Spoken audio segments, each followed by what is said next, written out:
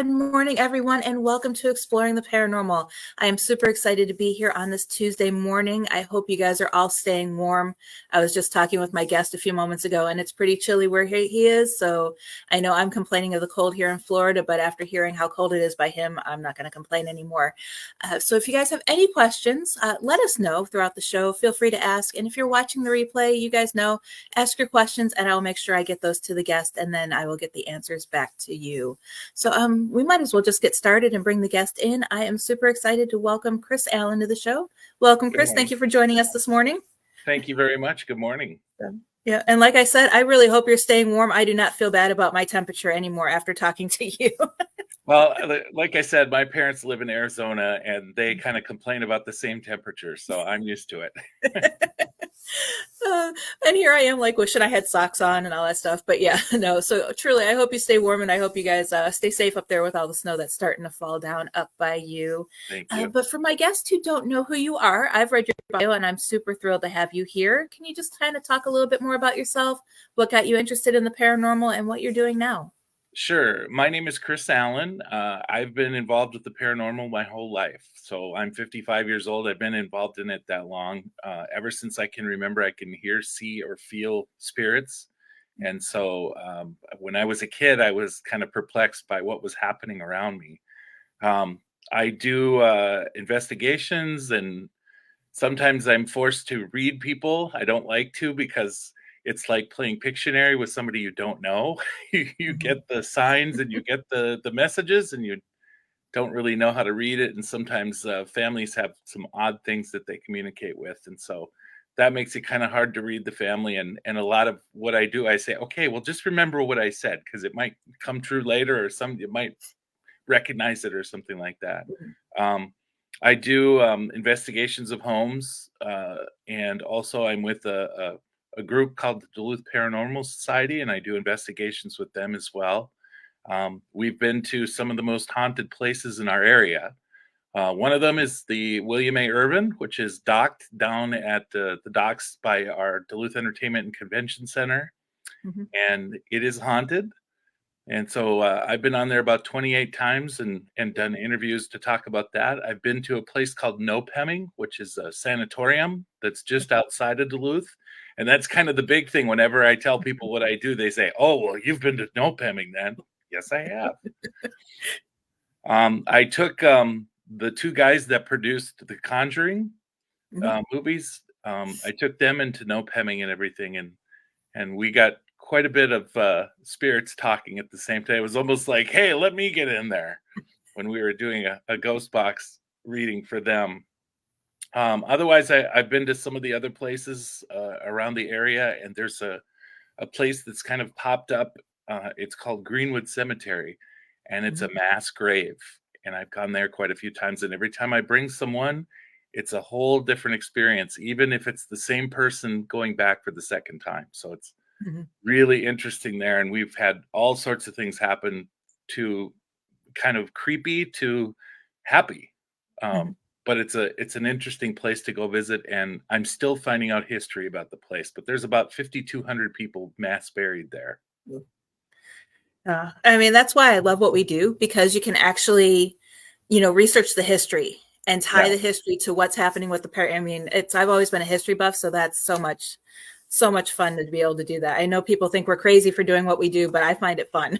Yeah, that's, you always find out something different. And especially from my point of view, going in and actually speaking to some of the spirits and getting messages from them, you learn a whole new thing, and you wind up finding some of the history that you never would have looked for, because you are getting these messages. And that's kind of what it's been with, not so much with Nopeming. There's a lot of history on Nopeming, but Greenwood for sure. There's not much known on that, and I've been able to find more because of what I get from the spirits. So that's interesting. Cool. Yeah, and it's funny because we're able to almost like continue telling their story. Right. Stories that were never written in history, and we're able to actually continue that and make them feel special, which I think is something great. That's the way it is at Greenwood. Whenever I bring somebody, I always tell them about the history and the things that I found. And it's almost like the spirits are like, yep, he's our guy. Listen to him. And I've gotten to that point where it's almost like going to somebody's home where they know you Mhm. now. So you got the shorthand and things like that. I encountered some of the same spirits every time I go there, and so Mhm. they're like, "Hey, he's back. All right." Right. Yeah. And I mean, it's amazing how they do that because we had one location when we lived in Vegas that the team I was a part of, we would go and train. It Hmm. was kind of like just our training ground. We'd go every month, have our team meeting and train there. And we actually have EVPs that say, hello, Heather. Hello, Brett. Because we would return. And it's so great, to be comfortable with them. Yes. And I have the same thing. That's funny that you bring that up. Is Mhm. a lot of the ghost box readings I have are the same thing. I go there and it's like, "Hi, Chris," and they're like, "You know your name already?" And I'm like, "Well, I've been here like 40 times. Of course I do." Right. And one story that actually reminds me of is during COVID. We stopped going to the location because, of course, it shut down during COVID. And one of the spirits actually came by to check in on me to make Oh sure I was wow. okay.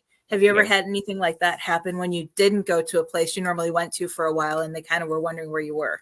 I haven't had somebody come here. I'm pretty I keep my place secure. I don't want Mhm. spirits to follow me home, but I have gone back time after time and been asked like, where have you been? Where are Mhm. you?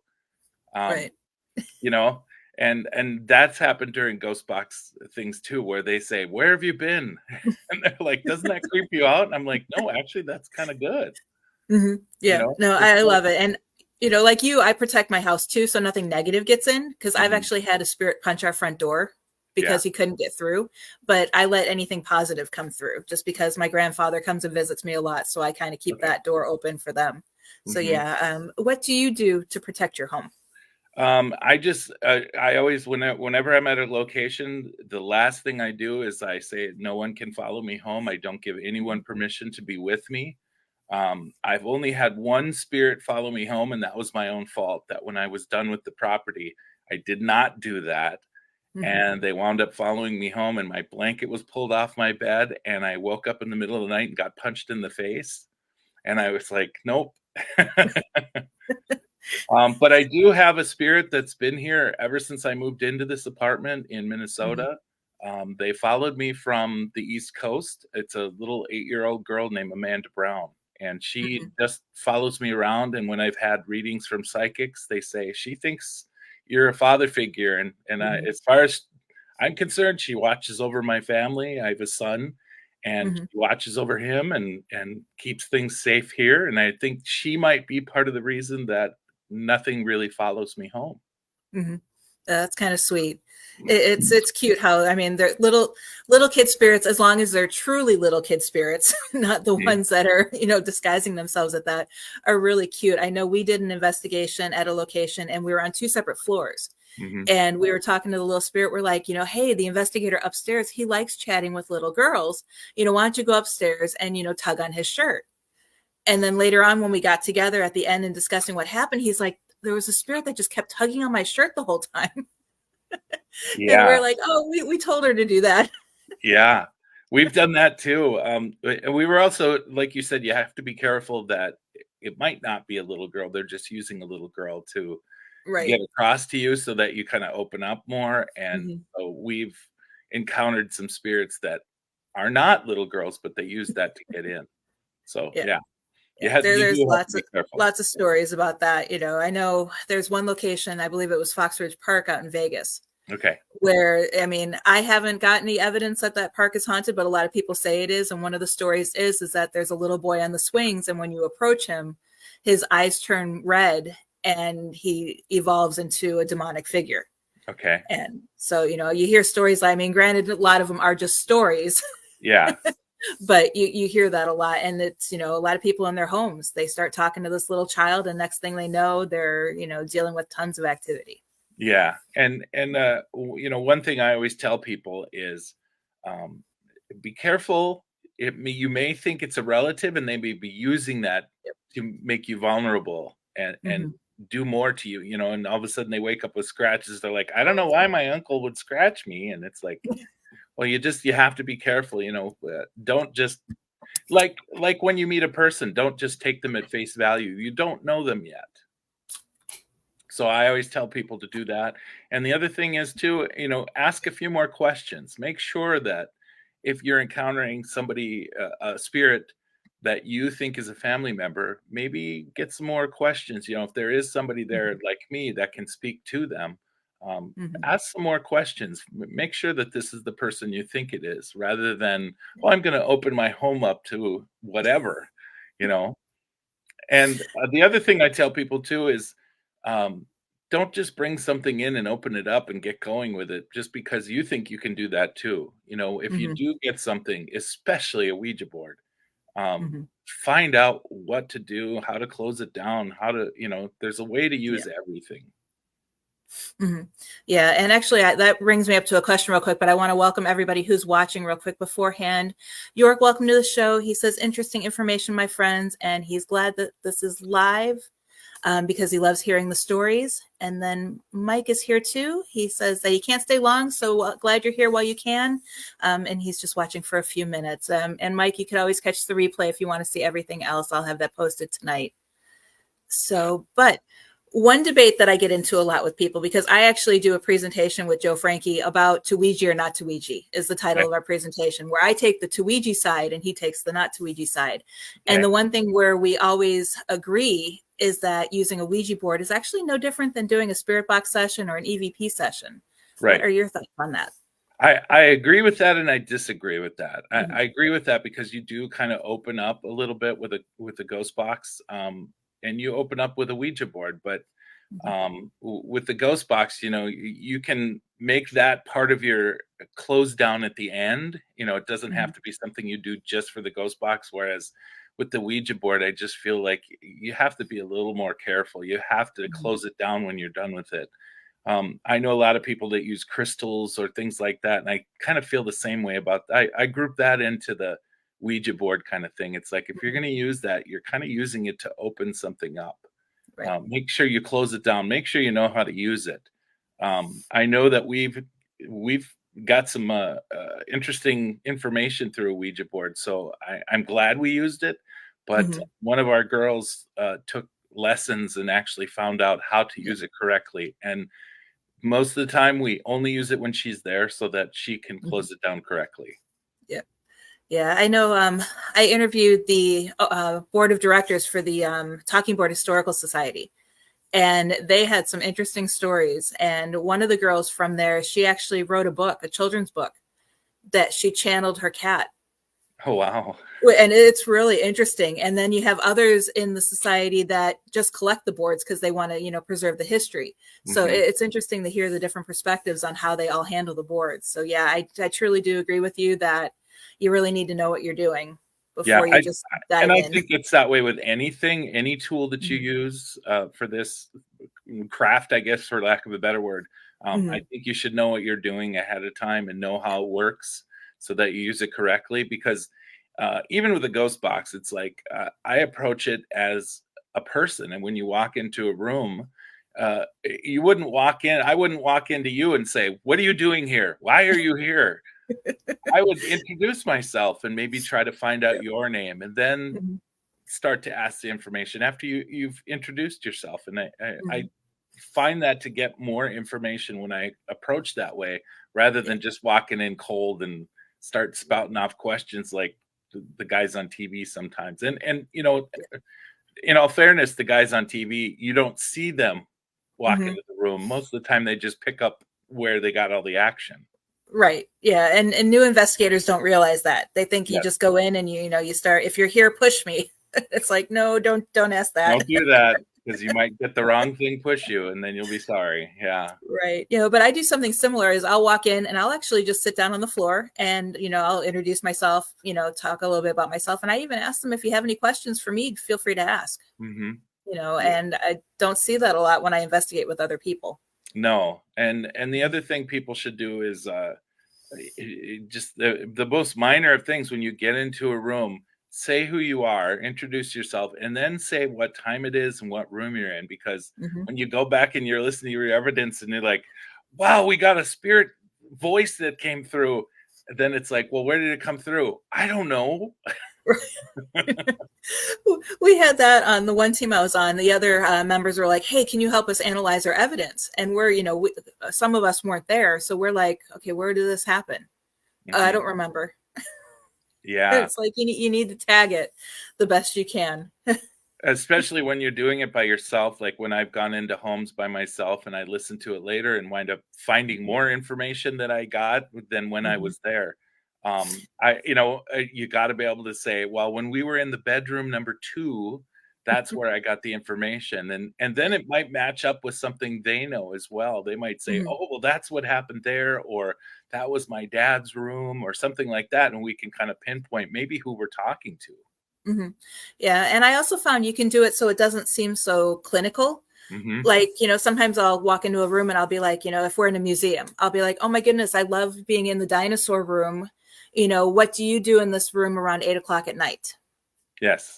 Type of thing. There's ways to tag it without being like, oh, we're in the dinosaur room and it's 8:02 p.m. Yeah.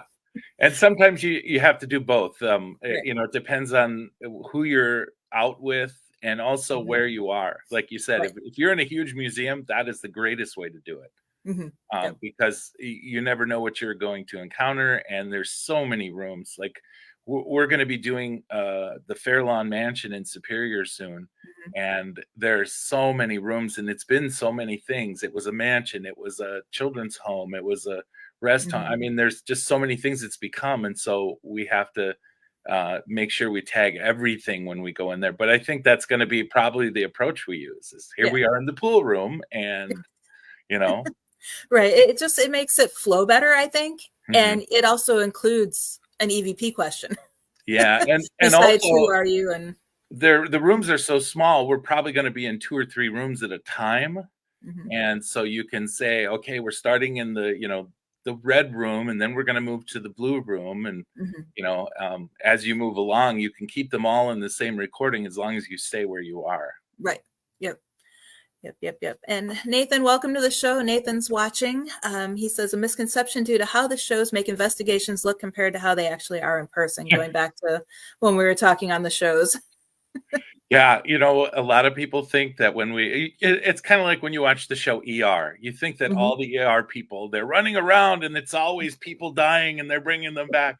And with investigation, they think that we walk into a place and we get a million things and we're all jumping around and screaming. And Hmm. I say, okay, this is my imitation of going to an investigation, and this is 90% of the investigation. Hmm. And that's it. You sit Right. there. Exactly. And York says, yes, all your information is wise for people. Good show. Thank you both. Well, thank you for watching today. Yeah. Yeah, I know. One of my favorite things is we filmed a documentary when we were back in Vegas, and ever since then, when we're asked to go on an investigation, the Hmm. first question we're asked when we arrive is, "Where's your film crew?" Right. And it's like we're not followed by a film crew. That was like 2 weeks worth of filming, and then we were done. We're Well, it's and, like, a lot of people think that we have all these extravagant cameras and everything, and really they're mhm, little white closed circuit TV cameras, and we right. walk around with little handhelds. Most of the time Hmm. it's our own camera, so it's, everybody's got the Right. same handheld camera, and Yep. they think that we're so much more sophisticated and bigger equipment, and it's like, "No, this is what we did." And then we're like, "Well, we saw your investigation. It looked bigger." And it's like, "Yeah, Mhm. that's same thing. We just cut it together Right. really nicely." Yeah, and I mean, we have when we show up at an investigation, we just have one video camera usually Mhm. for the room that we're in, and a couple digital voice recorders. But other than that, we use dowsing rods, pendulums, all the non-tech tools. Yeah. And people are like, "Well, where's this? Where's that?" And it's like, we don't use that. Yeah. It's like, Yeah, I have some of those fun toys. I just got some dowsing rods, so I'm mhm, interested in using those. Those are one of those things where, I'm not sure I believe in them or not mhm, because they are so easy to yeah, manipulate, but I'm worth, it's like, "Okay, I'll try it, and we'll see what mhm, we get with it," and if we can validate it at the same time as using some other tools, then okay, I believe more in them, but at this point, I'm still in the questioning phase. mhm. Right. Create a box for them. My co-host on Wednesday nights, he created a box with PVC pipe Mhm. and he puts the rods in there, so that eliminates the human That's a great the human idea. element altogether. Yeah. I think we would have gotten to that point because it's like I want to find a way to use them because I think they are valuable tools, Hmm. but I think that they're easily faked by some Yeah. people. So yeah. Yeah. Yeah. No, it's funny. I get called out on that a lot because during when we did the documentary, the film crew asked me, "Hey, can you show how the rods are supposed to work?" So they filmed me putting my thumbs on them and physically moving them so I can show them how they worked. Oh, That's what made it in the documentary, ugh, not the actual session. And when I watched it, I was like, at least they didn't, it was more or less like a quick flash. yeah. So it wasn't like I asked a question and then they showed me moving it with my fingers. It was just, a montage of video and that was a quick flash. But I was like, oh my God. Yeah, and you know that the other people that do that and use those tools are saying, "No, you're using them wrong." No. And it's like, no, they asked me to do it. I didn't think it would make it in the show. Yeah, and you gotta tell them ahead of time. I mean, you also have to tell humans ahead of time, like, "This isn't how I use them, so if you wanna film them, I can show you using them," Right. it happens with every tool that you use. Right. Yep. Yeah, but that was interesting. But Nathan also says he loves non-tech tools, old school kind of investigator, Mhm. firm believer in them. And one other tool that I've recently probably been using about 3 to 5 years now is fidget spinners. Really? Yes, because I usually have one nearby, but I don't today. We have light up ones that we Okay. got off of Amazon. And because they have the base, they stand freely off the ground, but they're heavy enough so a slight breeze won't move them. Uh-huh. But they're light enough that the spirits can move them, and they do. We've had good information with that. I'm gonna have to steal one of my son's fidget spinners then, Yes. because he's got one that lights up. That's Mhm. an interesting way of, going about it. It makes total Yeah. sense. I don't know Right. And why I it haven't was so thought of it. funny. We were doing a public investigation. I did fundraisers for a museum that I volunteered at. And one of the guests came and she pulled out, she's like, "Can I show you something?" I'm like, "Sure." And we were outside. She pulled out a fidget spinner and she found a flat surface to put it on, set it down. And then, when we were already getting a lot of activity in that area, and Mhm. she asked them, "If you're here, can you please spin it?" And she showed them how to do it. And it, like, you could see it slowly trying to spin, and then it just started spinning on its own. Wow. And ever since then, I have been in love with that tool. That's like I said, I gotta steal one of my sons and bring it Mhm. with me. That's, Yep. very interesting. Yeah. Like I said, I don't know why I haven't thought of it before. It makes total sense. Right. And we've got them in all. I think we have red, pink, yellow, orange. All the different colors. So we'll like put the red and green one out, and we're like, ask yes or no questions. If it's yes, spin the green one. If it's no, spin the red one. Mhm. And they'll do that too. And it's a lot of fun. Yeah, and it's also a takeoff of the old, flashlight trick. Right. Yep. And I find it a little bit more reliable than the flashlight trick because depending on the Yes. humidity in the room, the flashlight might not work the way it's supposed to. Yeah, and where the way you sit it and whether it's sitting, leaning toward the flash part of it, it Mhm. might go off on its own. So yeah, Right. that's Yeah. Yep. interesting. So that's my bit of knowledge for today. No, I'm That's just kidding. that's why I love talking to other groups and Hmm. finding out what works for them and even talking to, other people like me that can see, hear, or feel, Hmm. how to approach an area and sometimes I get some tricks that work and I get in there and I approach it the same way they do. So you Hmm. really do learn something and they'll learn something from you too. Right. Yep. Yeah. That's what I think this field needs to be more about, not the backstabbing that I've seen a lot lately. Yeah. And the I don't really like the term bullying, but the you say something and just because someone else doesn't agree, you get, and they have, I hate the fact that people value their paranormal status, I guess you would say, based on how many Yeah. Facebook likes they have. Yeah. And just because they have more followers than you, next thing you know, you're getting blacklisted. And Yeah. it's like, I didn't do anything. And we just need to be working together a little bit more. I totally agree with that. There is a lot of backstabbing in our business, and I think a lot of it has to do with, you really wanna get the scoop on a place when you go there, and when somebody else goes there and gets the scoop, Hmm. it may be something to do with your staff. Maybe your staff didn't approach the place well enough or something, and Hmm. you can't really point the finger at them because you might not have done something they did in order to get that information. Right. Um, and that's where I'd like more dialogue. I would like, Hmm. okay, well, what did you do different from us? How did you approach that room that you got so much and we didn't? Hmm. and Yeah. and it can make your next investigation, or if you return to that place, make it much more interesting.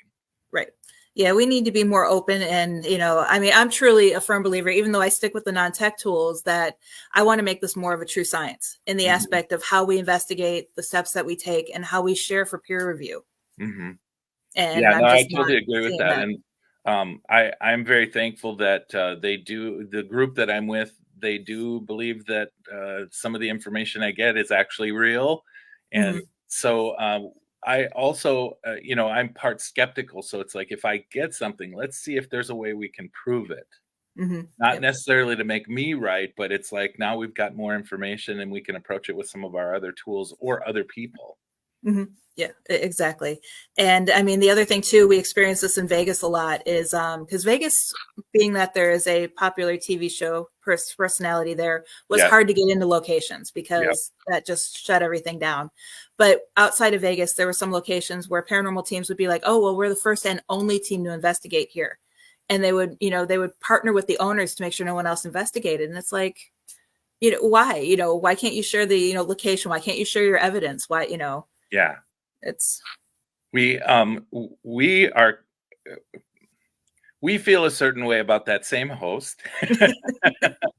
But we also have to be thankful to him because they came to know Pemming, and at that time we had been asking to try and get in there for 3 years, Mhm. and we kept getting every answer, no, no, no.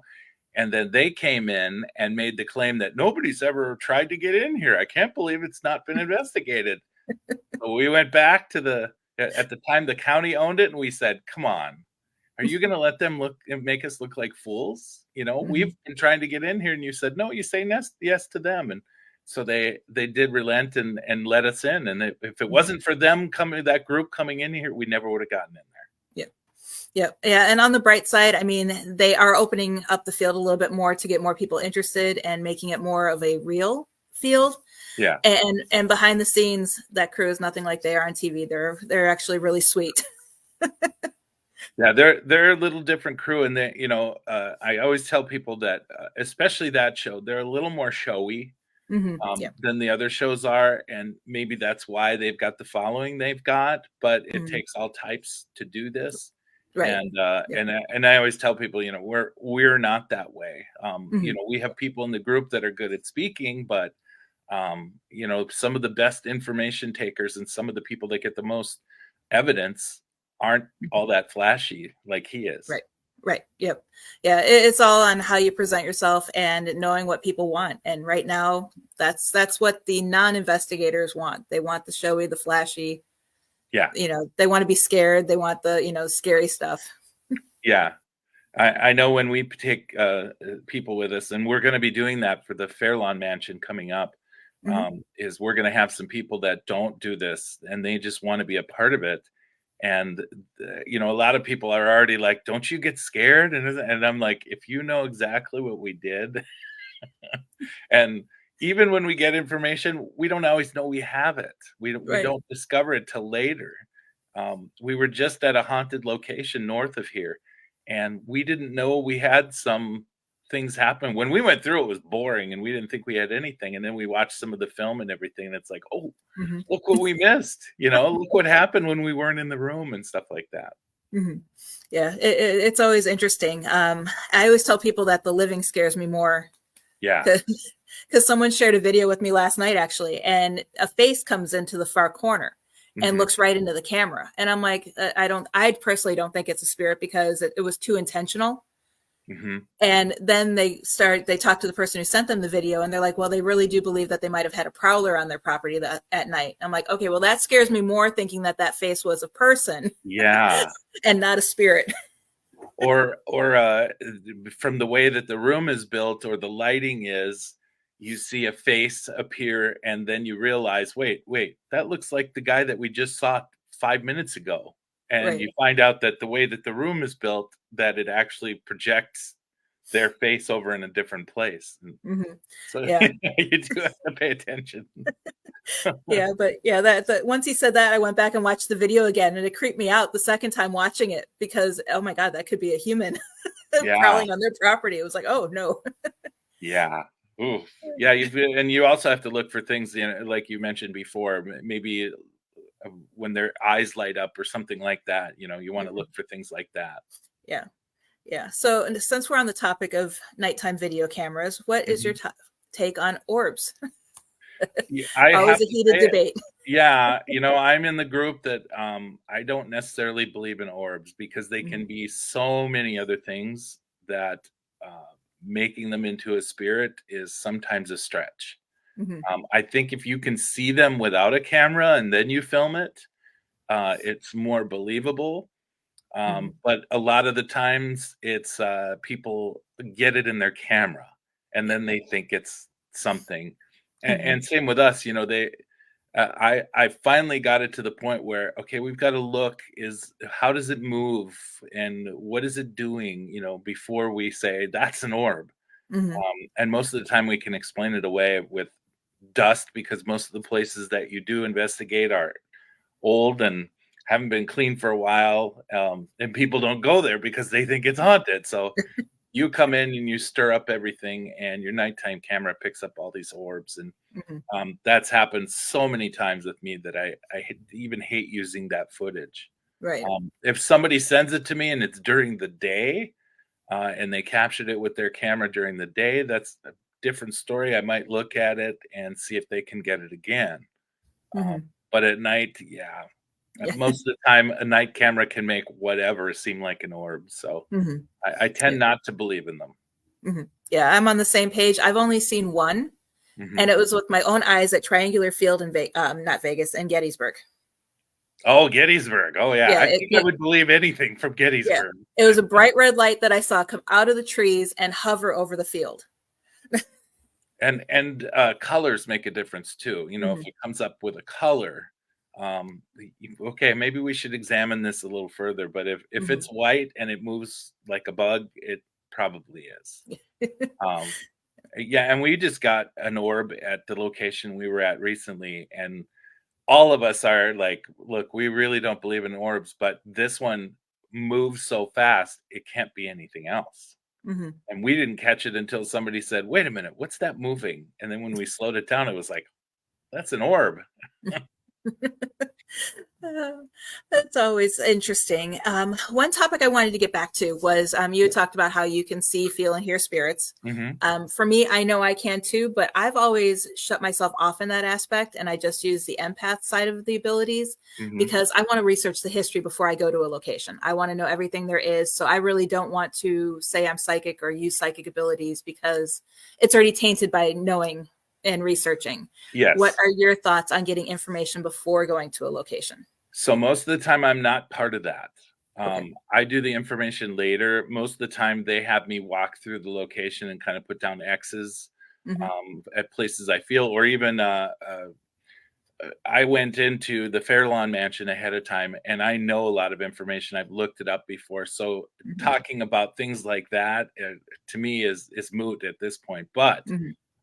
I when I did the walkthrough with the manager, I was able to connect with some of the spirits, and so I would tell them things, and then some of the rooms, there were things with some of the rooms that the spirits were telling me, and so I came out with those and wrote them down. And I'm not going to tell the rest of the group until we're Hmm. done about things I felt. I'm just going to mark the rooms that were kind of hot for me.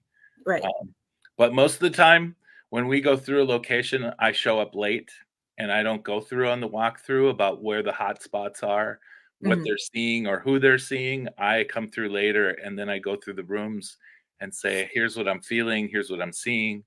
Um, Hmm. one location we did was a bar, and it turns out it used to be a convenience store. And I didn't go through on the walkthrough, and I was able to connect with the spirit that ran the old store. And so when I came up with a name, they were like, "Yeah, that person ran the old store, and Hmm. they see this person and hear from this person." And so that's interesting that you got that. And we were able to match it up because I didn't do the walkthrough. Hmm. But That's pretty cool. some of the locations, like you, we already know about it, Hmm. and so it's hard to come through with things, but usually I try to come through with something that we don't have that we can maybe validate later, so that Mhm. it validates from both sides, that we can get Right. something concrete and we can validate more about what I'm feeling, Mhm. rather than, when they tell us that there's a woman that's in this room and then I say, oh, there's a woman in this room. It's like, Mhm. to me, that's non-information. Right. Yeah, I know. And we don't work with psychics too often on investigations, but the few times that we had, we didn't even give them the address. We Hmm. actually went and picked them up. So there was no question whatsoever that they did something before they arrived. Yeah, yeah, Mhm. and I can't do that because most of the time I'm driving myself to the Mhm. location, so I know where I'm going. Right. Very frequently ahead of time, I will have a dream about the place, or Mhm. feel something ahead of time, and so I write down what I get, and it Right. was that way with no pemming. I had a dream about the third floor room, that it was a family room, and the balconies are covered with a grill, kind of like a jail, Mhm. and I had this whole dream that families would spend time there, and that grill was there because the patients would jump off of the balcony. And so I said that all ahead of time before we got in there to the group.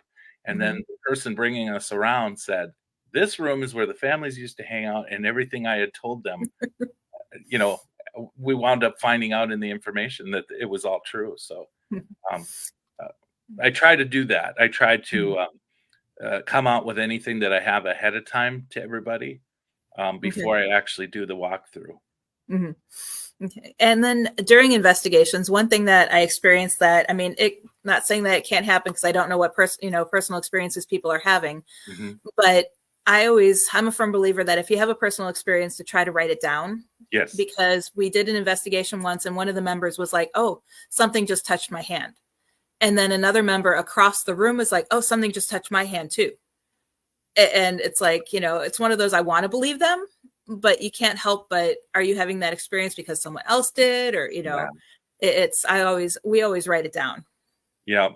And what we try to do is separate people, that might feel that. If two of us go in the room that can feel things, then we tend to be quieter. Hmm. But if I'm going in with somebody that says, "Oh, I don't feel anything," then usually I'll say, "Okay, something's happening in this room," and then I'll let them come out with, "Oh yeah, I'm being touched," and I'll say, "Okay, I am too." I Right. try to be kind of vague so that I don't uh, suggest Right. what's going to happen to them. Okay. Yeah, because I've seen that. I mean, now my team is just my husband, my son, and myself. So it's just Okay. the three of us, and it's simple. I joke because I know they're trained right, Hmm. because I trained them myself. Yeah. So, but yeah, on the other teams I've been on, I appreciate the experience that I got, and the still good friends with several of them. But there's just it's hard because there's some people who do it thinking that they want to do it, but then they really don't. Yeah. And those are the ones that I see that have the experiences that other people are having because they want to feel a part of it, Hmm. is what I'm Yeah, and noticing I more. and I tend to, when I'm in with inexperienced people, I won't say anything. I'll just kind of make a note, or I can feel what I'm feeling, and so then I'll Hmm. put it out to the room. I'll say, "Okay, how does everybody feel at this point?" To Hmm. see what they're feeling, because I know what I'm feeling, and Hmm. so I want to try and match what I'm doing. And I've taken so many new people, or people that are just doing that for the first time, and so I try to let them open to their own experience rather than say, "Here's what normally happens in this room," or "Here's what's happening to me now." Right. Yeah. It's always interesting. And there's so many different people in there. I mean, I know one of the investigators that we investigated with, we were going to a client's home to reveal what we captured. And, Mhm. it was a very active home. And sadly, the client ended up selling her home because we were there twice trying to help her, and she just sold it. She didn't want to deal with it anymore. But one of the investigators showed up and we asked, okay, well, where's, your evidence? Oh, I haven't reviewed it. So Yeah. later on, we found out that she was constantly going to these locations with us and not once ever hit play on her digital voice recorder. And it's like, okay, well, give me your voice. Oh, no, I deleted all the files. I don't need them. And That- it's like, yeah. Why do you have it? why do you even bring it with you? Just Yeah. go to the Yeah. investigation. Yeah. It was that was a very heartbreaking moment. But then the more I talk to other people, there's a lot of people who do that. Yes. We've whittled down to a smaller group, and Mhm. now everybody, when they find something, we get somebody else to review that same information. So we have two people, so Mhm. that it's not something that maybe you saw or heard, that maybe they can see or hear the same thing. Mhm. And we turn in all information because everybody does have their own personal recorder on them Yep. and their own personal camera. So Mhm. we upload it all to. We've created a drive that everybody can upload their stuff to. Mhm. Yep. I know when we usually do it, it's my husband's usually the first to do it because he's, I guess you call him the skeptic of the group. So Uh-huh. he wants to go through and like disprove everything. So Right. he'll listen to it and he'll mark down when he thinks he hears something. And then I'll usually go through it like probably a few days later because I just am more busier. We both work from home, but he Mhm. seems to have a little bit more time than I do. And then when we find something, because my son is so busy, we end up, clipping what we hear if we both hear the same thing, and then we give it to him, and he either says yes or no, I hear it, or this is what I hear, type of Mhm. thing. Yep. So, but yeah, and that's kind of our process with stuff. That's, getting back to that, every group should have someone in that group that totally disbelieves in everything, that they Hmm. think that what we do is bunk. Yep. We have someone in that group where his nickname is No, because, because he looks through it and he tries to explain it. That could be this, that could be that. Hmm. When we were there that day, remember this was happening, so it could have created that noise. And Hmm. so he's always got a way to try to disprove it. So the information, the evidence that we get is good evidence because it's been explained away and can't be explained away. Right. Yeah, and it's so funny because I recently showed a picture. I was going through some old photos, and I was like looking at a photo a little bit closer. I'm like, and remembering back to when I was actually investigating this location, and there, to me, it looks like there is a shadow figure standing outside the window. Hmm. And I remember investigating that location, and I know we walked around the whole building because we heard voices. So we walked around the building just to make sure nobody was outside. So I know nobody's out there. And he's looking at it. He's like, "Well, it could be someone standing. Well, maybe it's a trash can." And he's like, and it's like, no, no, Yeah. you And weren't there. and that brings up two things. It's number one, you should have somebody in your group that's like that, Mhm. Yep, so that exactly. your evidence is more pure. And number two, um, you can't get excited just because they're trying to explain it away.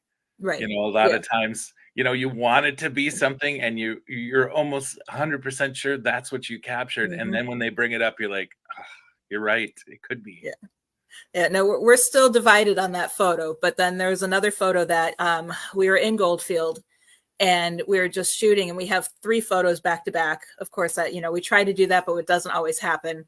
Hmm. And in one of the photos, it's actually the third photo, you can see what looks like a shadow figure standing in the window of a home with a Hmm. glow around it.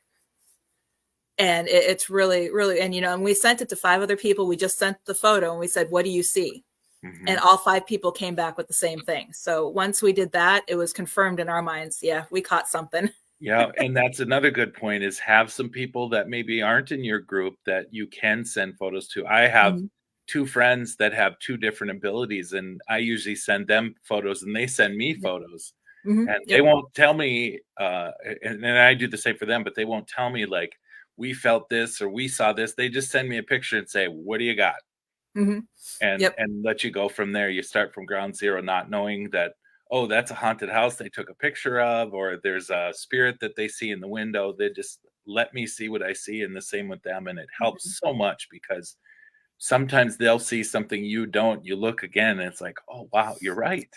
Right. Yeah. And the group of five people that I use, one's a psychic medium. Hmm.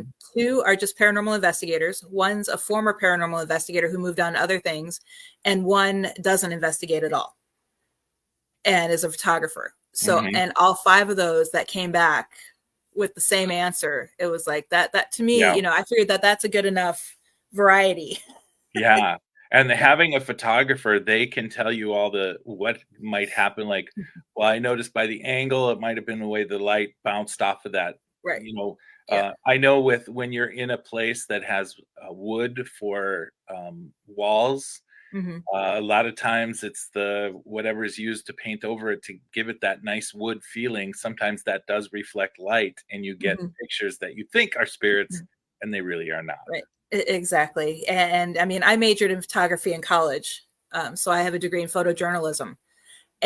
But so I rely heavily on people I know that are in photography still, because they know, I'm old school. I was, when we were developing our own film and we had the black rooms and dark rooms and all of that, and all Hmm. the friends that I have now, they've moved on to digital, so they Yeah. know the ins and outs, how the cameras are made. So it's great knowing people like that for that reason. Yeah, and Yep. and always too, if you're taking pictures somewhere, good advice is always take a couple of control shots. If you think Hmm. you've got something, take a couple photos from the same angle in the same place Hmm. and see if you get the same result, because then you can disprove the light coming off the wall, or there was a mirror that caught the light and threw something on the wall for you. Yeah. You can disprove all that stuff right away by taking the control, because Hmm. you will notice, if you do capture a spirit on film, you'll notice that the others won't have it, or you'll notice that the others have the same anomaly. And then you Right. can start to figure out whether it was the room or something that Exactly. happened in the room. Yeah. Right, exactly. And real quick before I forget, but Jay stopped by. So, hey, Jay, thanks for coming to the show. I believe I have you on the show in January or February coming. Looking forward to that one. So, super excited to have him on the show. And I know Nathan, I've been trying to get him on the show, but our schedules just keep crossing. So, I may just have him record it once Right. and then re air it later. um, but getting back to the surfacing of the Yes. walls, you reminded me of something. We were testing the SLS camera. One of our team members on the old team he built one right when they first came out. Hmm. And we actually discovered and completely disproved the whole thing in one investigation, because some of the members were like, "Oh, look, he's mocking the investigator that we're filming." But then we realized that there was a glass wall, and it was the reflection off of the glass wall. Yep. And then we were in another room that had that shiny surface on the wall, and it was like, "Oh, look, there's a spirit behind him standing there." And it was like, it's the shiny wall, because then, as people would walk by it, there would be figures that followed the people in the Yeah. same path. So what are your feelings on the SLS camera, and what tips can you offer anybody to kind of prevent that from happening?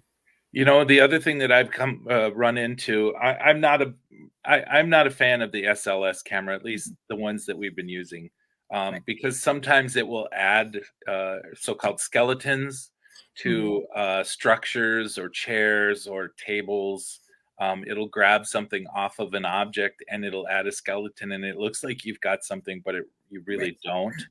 Mm-hmm. We've been using an Xbox 360 camera as well, and it Mm-hmm. tends to be a little more believable.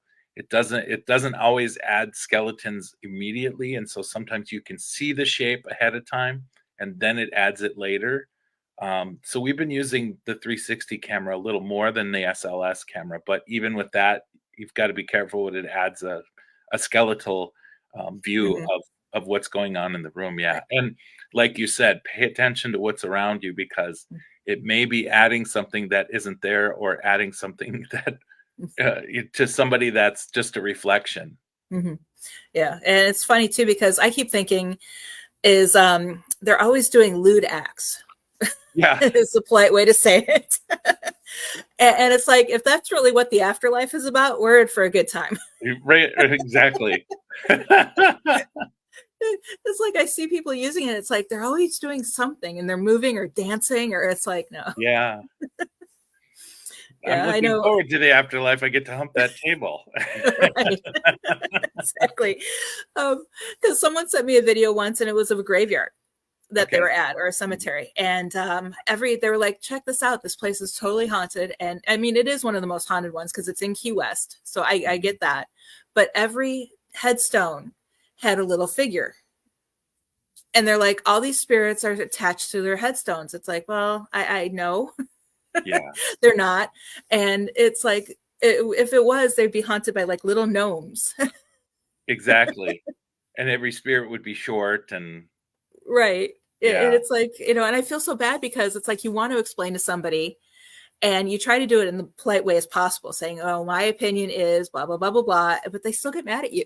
yeah. I find myself doing that a lot. When we do talks, or I do a talk, I get people that come up and show me pictures or things that they've captured on film, and some of them Mhm. are SLS, because there are apps that are SLS cameras, and they Mhm. capture something, And I'm like, I don't think that's what you think it is. And, did you do this? And I bring up some extra steps that they should have taken. And then they're kind of like sad that it's not really what they think it is. Mhm. And I said, this is what I do. I look at it 10 different ways, trying to figure out, is it really what I captured or is it Right. not?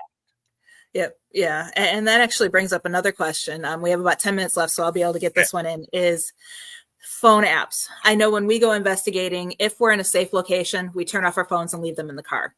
If Right. it's not really a safe location, we usually will put them, they'll still get turned off, but they go into our camera bags or, equipment bags and not with us when we're investigating. hmm What are your thoughts on apps and how do you think phones affect different equipment? Phones affect all the equipment as if you're getting something. So we put all of our phones on airplane, and sometimes that doesn't always work with certain equipment too. Mm-hmm. So we make sure that if we are getting readings with equipment, we'll leave the phone back at base camp Mm-hmm. and not take it to that room if we're going to use that piece of equipment. Some of the apps I found work really well. I have one that it costs, I think it costs $20. It's called Echo Vox, and it's kind Yep. of a hybrid ghost box. Mm-hmm. I've gotten some things that I've been able to validate with that, but you also have to remember that it is just like a ghost box. There are going to be some voices that come through that are radio. So you've got Mm-hmm. to kind of pay attention. Is it saying one word like a radio would, or is it stringing a sentence or a few words together that you can validate? And I Right. think that the same runs true for Ghostbox as well. I know there's some other apps out there that people swear by, and I know Mm-hmm. it's a bunch of noise to make it so much better. It's Right. enhanced with noise. Exactly. And so you've gotta, if ever I use that app, then I know that noise is there, and so I know what to ignore, but somebody that doesn't do this all the time and isn't used to that, you've really gotta be careful with something that you trust. Hmm. Exactly. And I'm not technical in any way, but I know some people who will use, and I don't get it because I don't think our phones are equipped to do this, Mhm. but they've used an app that helps them detect EMF levels Yeah. and on their phone. And I just don't personally believe it, but I know some people who swear by it. I would say this, that, I tend not to believe an EMF detector on a phone because if you put your phone next to an EMF detector, it makes it detect it. So Mhm. why would it work on a phone? Right. Would the phone detect itself? Is it doing Mhm. that when you go somewhere? Right. There's a few things that a few ghost tools that are out there that I think shouldn't be working with the phone. Hmm. And of the ones that we use on the phone, we try them out first to make sure that Hmm. we are getting good information before we actually start trusting something. Hmm. Yeah, exactly. And then one more piece of equipment I want to talk about is the Ovilus. I know when we used it, I was always hesitant because, in my mind, something that's pre-programmed, maybe there's a GPS in there that we don't know about that's to come Yeah. out. And we were using it at a location, complete silence on the whole investigation up until I took it and didn't realize the rest of the team had stopped behind me. And I had walked down the hallway and turned the corner and I was just talking away, trying to get the spirits to interact. And next thing I know, I get death, devil, demon, sacrifice, and a few other words similar to that. hmm And I was like, okay, well, me being, who are you going to sacrifice? And I got the word you as a finger ran down my whole back. hmm And the other word was alone. So then I turned around and realized I was alone. And I was like, okay, where's the rest of the group? Yeah. And then later that investigation, I really got sick in that room to where I had to leave. So, and I'm still questioning it, but I haven't used one since. But what are your thoughts on that one? Yeah, I've noticed a lot of dark things come through on that. That's a piece of equipment that I can use, and Mm-hmm. and it's been pretty good. But like you said, if you get another person using it, I think sometimes you do get stuff that's different. Mm-hmm. And I think a lot with me, a lot of the Ovilus is just junk words that come up, and I think it's supposed to do that. That's the way it's programmed. So you've really got to be careful which words maybe are authentic and which are not. Mm-hmm. With me, it's like I've used them at certain locations, and I try to come through with what I feel, and sometimes it's backed up by the Ovilus, Mm-hmm. and so then we tend to write them down when we get words that match up different things going on. Hmm. Or if we got something on the Ovilus and somebody goes through later with a recorder and they kind of get some same recordings about that, some same information, then it's something that I think is valuable. But I think it should be used like any other tool. Hmm. Try and validate what you get. Right. You know, Yeah. with you, it's like you found out you were alone, and you know, Right. and that's a good validation. Right. Um, Yep. and so I think with the Ovilus, I think all theoretical equipment should be taken with a grain of salt. Try and Hmm. get more than one reading from something else, or use Right. it to validate later. Yep. Exactly. Yeah. I know the investigator who had it, he would always print out the words Yeah, and then go through and highlight which ones were relevant to the investigation. yeah, and that's what we do too. I there's no way for me to print it, but I'll save it and then Hmm. upload it to our whatever we gather, our Right. evidence, and Hmm. that way we have those words to say, well, when I was in there I felt that, or when I was in there this happened, and so Right. that validates that word. And Hmm. Yep. yeah, I think with anything that you get, you should have two ways to prove it. Exactly. Yes. Similar to like we were talking about earlier, to have something to back up your psychic Hmm. feelings or, your thoughts that you have, or, the information that you're getting. Yeah, yeah.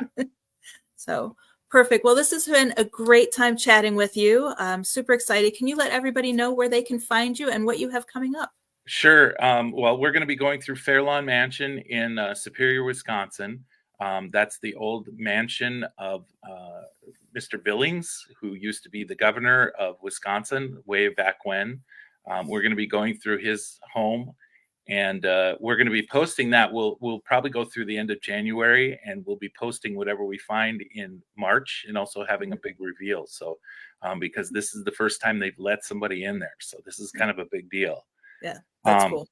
Otherwise, if you want to get a hold of me, my email is chrisallenradio@gmail.com.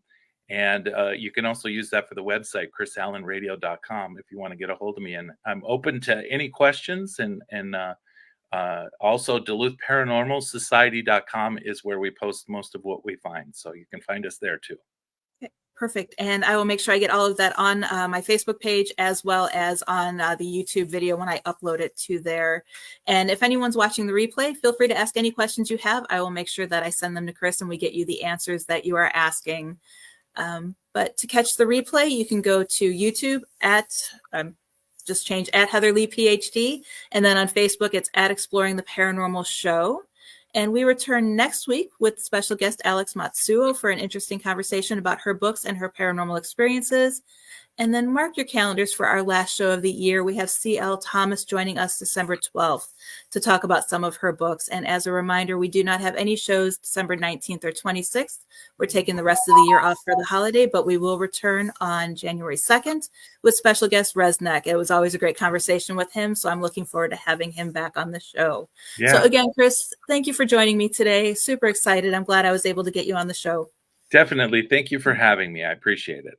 Thank you. And I will definitely be in touch because I'm sure we'll have you on the show again in the future. Yes, I'd love to come back. Okay, perfect. Thank you so much. And you all have a great day.